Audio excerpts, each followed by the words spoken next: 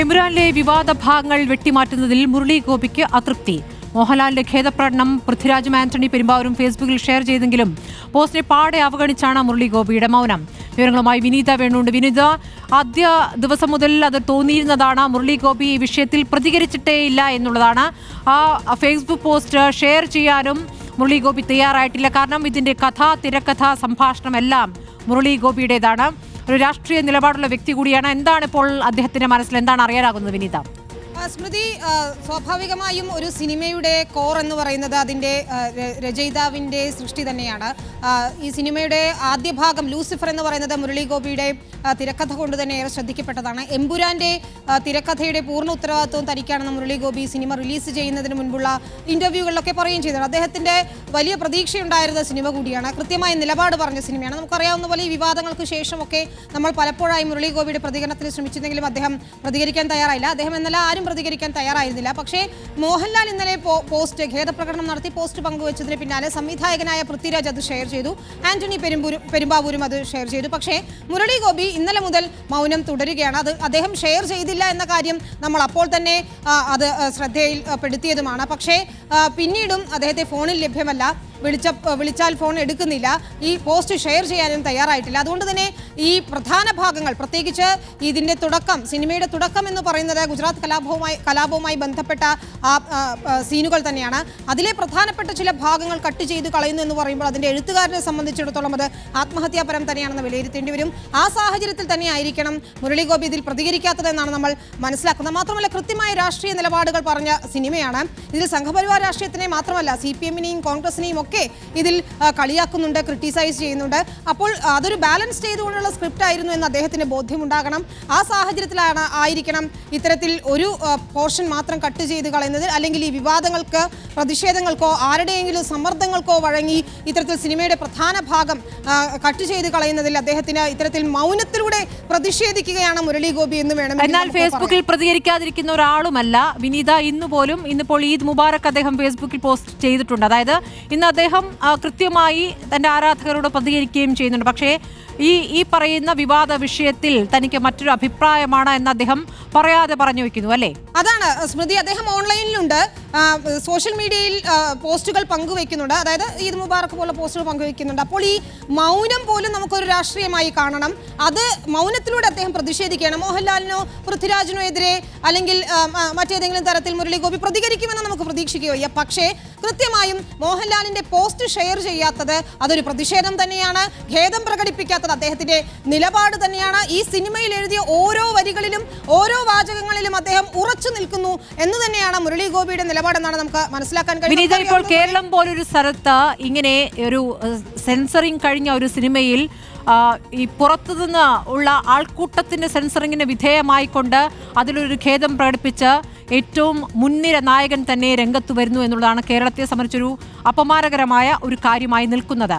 അപ്പുറത്ത് ഇപ്പോൾ നമുക്കറിയാം, അപ്പോൾ ഹിന്ദി സിനിമകളിൽ പലതും ഈ തരത്തിൽ സംഘപരിവാറിൻ്റെ പ്രതിഷേധങ്ങൾക്ക് ഇരയായ സിനിമകളുണ്ട്. പക്ഷെ അതൊക്കെ തന്നെയും കോടതിയിൽ പോയി പിന്നീട് തിയേറ്ററിലെത്തുന്ന കാഴ്ചയും നമ്മൾ കണ്ടിട്ടുണ്ട്. അവരൊക്കെ തന്നെയും ഈ പറയുന്ന കമേഴ്ഷ്യൽ സിനിമകൾ എടുത്തവരാണ്. കമേഴ്ഷ്യൽ സിനിമകളിൽ തന്നെയാണ് പലപ്പോഴും പ്രതിഷേധമുണ്ടായിട്ടുള്ളത്. നമുക്കറിയാമല്ലോ, ഇപ്പോൾ ഈ ദീപിക പദുക്കോണിന്റെ വേഷവുമായി ബന്ധപ്പെട്ട് പോലും ഒരു പ്രതിഷേധം നടന്നിരുന്നു. പക്ഷെ അതൊക്കെ തന്നെ തിയേറ്ററിലെത്തുന്നു എന്നുള്ളതാണ്. കോടതിയിൽ പോയി തിയേറ്ററിലെത്തുന്നു. ഇവിടെ അതിനു മുൻപ് തന്നെ സാഷ്ടാംഗം നമിക്കുന്ന കാഴ്ചയാണ് കാണുന്നത്. അതിനെ എങ്ങനെയാണ് ഇപ്പോൾ സിനിമാ പ്രേക്ഷകർ അല്ലെങ്കിൽ സിനിമാ പ്രേമികൾ വിലയിരുത്തുന്നൊരു വിഷയം കൂടിയുണ്ടല്ലോ. സാധാരണയായി ഒരു സിനിമ റീസെൻസർ ചെയ്യുക എന്ന് പറയുന്നത് അതിൻ്റെ അണിയറ പ്രവർത്തകർക്ക് ഏതെങ്കിലും ഒരു ഭാഗത്തിൽ അപാകത തോന്നുകയോ അതല്ലെങ്കിൽ ഏതെങ്കിലും ടെക്നിക്കൽ ഇഷ്യൂ വരികയോ ഒക്കെ ചെയ്യുമ്പോഴാണ് ആ സിനിമ വീണ്ടും സെൻസർ ചെയ്യുന്നത്. അതായത് ഒരു തവണ സെൻസർ ചെയ്ത ചിത്രത്തിൽ എന്ത് മാറ്റം വരുത്തണമെങ്കിലും അത് റീ എഡിറ്റ് ചെയ്ത് സെൻസർ ബോർഡിനെ അത് കാണിച്ച് മുഴുവൻ ഭാഗം അല്ലെങ്കിൽ പോലും എഡിറ്റ് ചെയ്ത ഭാഗങ്ങൾ അത് വ്യക്തമാക്കിക്കൊണ്ട് റീസെൻസർ ചെയ്ത് മാത്രമേ അത് തിയേറ്ററുകളിൽ എത്തിക്കാനാവൂ. അത് നിർബന്ധമായും ചെയ്യേണ്ടുന്ന കാര്യമാണ്. ഇവിടെ പക്ഷേ ഈ വിവാദങ്ങളൊക്കെ ഉണ്ടായ പശ്ചാത്തലത്തിൽ സെൻസർ ബോർഡ് ഇത്തരത്തിൽ അത് സെൻസർ ചെയ്യണമെന്നോ എഡിറ്റ് ചെയ്ത് നീക്കണമെന്നോ ആവശ്യപ്പെട്ടിട്ടില്ല. തീർത്തും രാഷ്ട്രീയ പ്രേരിതമായ സമ്മർദ്ദത്തിന്റെ ഭാഗമായി ഇതിന്റെ അണിയറ പ്രവർത്തകർ തന്നെയാണ് സിനിമ റീ എഡിറ്റ് ചെയ്തുകൊണ്ട് വീണ്ടും സെൻസർ ചെയ്യുന്നത് തയ്യാറായിരിക്കുന്നത്. ഇപ്പോൾ പുതിയ പതിപ്പ് നാളെ തിയേറ്ററുകളിൽ എത്താൻ പോവുകയാണ്. നമ്മൾ പറഞ്ഞതാണ് ഏറ്റവും പ്രധാനപ്പെട്ട കാര്യം, നിയമ നടപടിക്ക് പോകാമായിരുന്നു. അതായത് നിലപാടിൽ ഉറച്ചു നിൽക്കുകയാണെങ്കിൽ ഇത്തരത്തിൽ റീസെൻസറിങ് വേണ്ടി വരികയാണെങ്കിൽ ഒക്കെ അതിന് നിയമപരമായ സാധ്യതകളൊക്കെ തന്നെ ഉണ്ടായിരുന്നു. പക്ഷേ അതിലേക്കൊന്നും കാര്യങ്ങൾ എത്തിയില്ല എന്നതാണ്. ഈ സിനിമ വിവാദമായപ്പോൾ സംഘ സംഘപരിവാർ കേന്ദ്രങ്ങളിൽ നിന്നും വലിയ പ്രതിഷേധം ഉയർന്നപ്പോൾ RSSും BJPയുമായി പ്രതിഷേധത്തിലെത്തിയപ്പോൾ അതിന്റെ അണിയറ പ്രവർത്തകർ തന്നെ തീരുമാനിക്കുകയായിരുന്നു ഈ വിവാദ ഭാഗങ്ങൾ നീക്കാമെന്നത്. മോഹൻലാലിന്റെ പോസ്റ്റിലും അത് വ്യക്തമായിരുന്നു. ഏതെങ്കിലും ഒരു രാഷ്ട്രീയ പ്രസ്ഥാനത്തെ അപമാനിക്കുന്നതിനോ അല്ലെങ്കിൽ അവർക്ക് വേദനിപ്പിക്കുന്നതിനോ രീതിയിലോ ഒന്നും ഒരു നടൻ എന്ന രീതിയിലോ ഒരു സിനിമാ പ്രവർത്തകൻ എന്ന രീതിയിലോ എൻ്റെ ഭാഗത്തു നിന്നും ഉണ്ടാവില്ല. അത് ടീമിന്റെ തീരുമാനമാണെന്നാണ് പറഞ്ഞത്. പക്ഷേ ആ ടീമിൽ തന്നെ വ്യത്യസ്ത ശബ്ദമാണ് മുരളി ഗോപിയുടേതെന്ന് നമുക്ക് വ്യക്തമാവുകയാണ്. സ്വമേധയാ എടുത്ത തീരുമാനമായിരുന്നു ഈ ഭാഗങ്ങൾ എഡിറ്റ് ചെയ്യുന്നത്. നമുക്ക് 3 മിനിറ്റ് ഭാഗം ഇതിന്റെ നീക്കുമെന്നാണ് മനസ്സിലാക്കുന്നത്. അതിൽ ഗുജറാത്ത് കലാപവുമായി ബന്ധപ്പെട്ട പൃഥ്വിരാജിന്റെ കഥാപാത്രത്തിന്റെ കഥാതന്തുവുമായി ബന്ധപ്പെട്ട പ്രധാന ഭാഗങ്ങൾ ഉണ്ട് എന്നാണ് മനസ്സിലാക്കുന്നത്. അതിൽ ഒരു ഗർഭിണിയെ ബലാത്സംഗം ചെയ്യുന്ന സീനുണ്ട്, അതുപോലെ ഈ വില്ലന്റെ പേരുണ്ട്. അങ്ങനെ ചില ഭാഗങ്ങളൊക്കെ നീക്കി എന്നാണ് നമുക്ക് മനസ്സിലാക്കാൻ കഴിയുന്നത്. ഗുജറാത്ത് കലാപത്തിന്റെ ക്രൂരത എത്രത്തോളം ഉണ്ട് എന്ന് വ്യക്തമാക്കുന്നതായിരുന്നു ആ സിനിമയുടെ തുടക്ക ഭാഗം എന്ന് പറയുന്നത്. ഒരുപക്ഷെ ആ സിനിമ കാണുന്ന പ്രേക്ഷകരെ സംബന്ധിച്ചിടത്തോളം, പ്രത്യേകിച്ച് ഞാൻ ആ സിനിമ കണ്ടപ്പോൾ പോലും നമുക്കത് വളരെ പേടിപ്പിക്കുന്നതോ നമ്മളെ അസ്വസ്ഥപ്പെടുത്തുന്നതോ ഒക്കെ തന്നെയായിരുന്നു. പക്ഷെ അത് സെൻസർ ബോർഡ് സെൻസർ ചെയ്തിട്ടുണ്ടായിരുന്നില്ല. ആ സിനിമയിൽ അത് അങ്ങനെ തന്നെ വേണം എന്ന് സെൻസർ ബോർഡും അനുവാദം നൽകുകയായിരുന്നു. പക്ഷേ രാജ്യത്ത് സംഭവിച്ച കാര്യം തന്നെയാണ്. ചരിത്രത്തിലെ ചില ഏടുകൾ അതേപടി എടുത്തു വെച്ചു എന്നുള്ളതായിരിക്കാം ഒരു പ്രതിഷേധത്തിന് കാരണം. ഒറ്റ കാര്യം കൂടി വിനീത, ഇപ്പോൾ മോഹൻലാലിന്റെ ഫാൻസ് രണ്ടായി മാറിയിരിക്കുന്നു. ചില വിഭാഗം, ചിലരെങ്കിലും രാജിവെച്ചിരിക്കുന്നു. എന്താണ് ഈ രാജിവെക്കലുമായി ബന്ധപ്പെട്ട് അവർ സാമൂഹ്യ മാധ്യമങ്ങളിലൂടെ പറയുന്നത്? സ്മൃതി, മോഹൻലാലിന്റെ ഈ ഖേദപ്രകടനത്തിൽ വലിയ പ്രതിഷേധം തന്നെയാണ് ഉയരുന്നത്.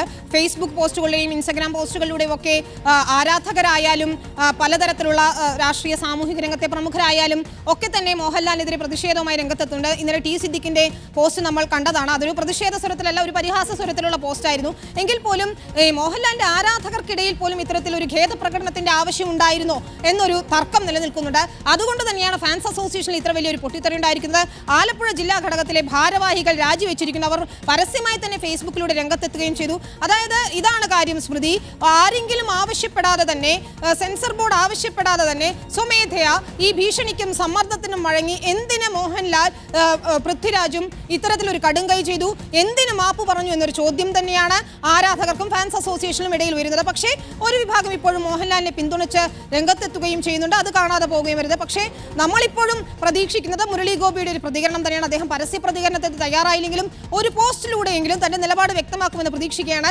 ഇനി അല്ലെങ്കിൽ പോലും ആ മൗനവും ഒരു നിലപാട് തന്നെയാണ് സ്മൃതി. തീർച്ചയായും മൗനം ഒരു ശക്തമായ നിലപാടായിട്ട് വേണം ഇപ്പോൾ മനസ്സിലാക്കാൻ. വിനീത വേണുവാണ് ന്യൂസ് ഡെസ്കിൽ നിന്ന് വിവരങ്ങൾ നൽകിയത്. എമ്പുരാൻ വിവാദത്തിൽ അതിന്റെ തിരക്കഥാകൃത്ത് സംഭാഷണം എഴുതിയതൊക്കെ മുരളി ഗോപിയാണ്. പക്ഷേ അദ്ദേഹം ഈ ഘട്ടത്തിലും അതിനോട് പ്രതികരിച്ചിട്ടില്ല. പക്ഷേ ഇന്ന് ഈദ് മുബാറക്ക് അദ്ദേഹം ഫേസ്ബുക്കിലൂടെ നൽകുകയും ചെയ്തിരിക്കുന്നു.